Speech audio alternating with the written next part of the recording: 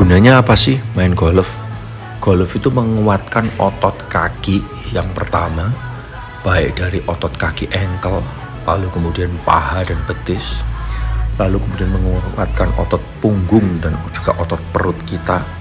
Demikian juga dengan otot tangan kita. Lalu selain itu, dia juga melatih kelenturan tubuh kita. Jadi banyak sekali otot yang dilatih, termasuk juga kelenturan. Plus ditambah juga melatih fokus kita, feeling kita tentang seberapa jauh dan seberapa pelan yang harus kita pukul. So, it's a very good exercise.